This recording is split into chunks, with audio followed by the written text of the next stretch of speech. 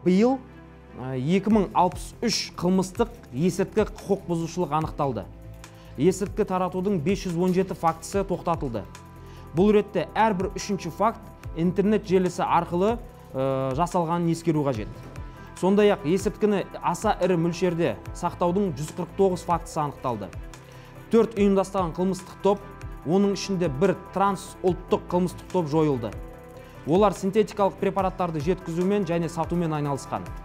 Ұйымдасқан қылмыстық топты ұйымдастырғаны және оған қатысқаны үшін 8 қылмыстық іс қозғалды. Осы қылмыстық істердің аясында қылмыскерлерден 66 килограмм есірткі тәркіленді.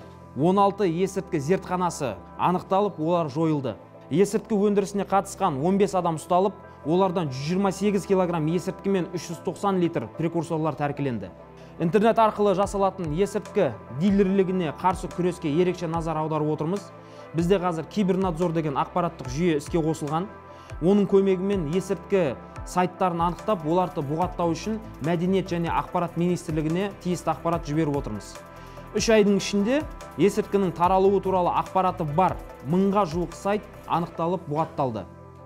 Сондай-ақ есірткі тарататын интернет дүкендерді анықтау үшін Telegram бот қосылды бізде. Оған 2000-нан астам қызметкер қосылды. Қазірдің өзінде 52 ірі интернет дүкен және сондай-ақ жалпы аудиториясы 75 мыңнан астам қолданушысы бар 37 бот анықталып жойылып отыр. Бұдан басқа OLX Group өкілдігімен де тығыз өзара іс-қимыл жұмысы жүріп жатыр. Ол үшін мемлекеттік органдар, осы OLX өкілдері және еріктілердің қатысуымен ортақ чат құрылды. Бұл заңсыз жарнаманы 5 минут ішінде жоюға мүмкіндік беріп жатыр. Нәтижесінде OLX сайтында курьерлік жұмыстың атын жамылып, закладчиктерді жалдау бойынша жасалған 4300-ден астам хабарландыру анықталып, олар өшірілді.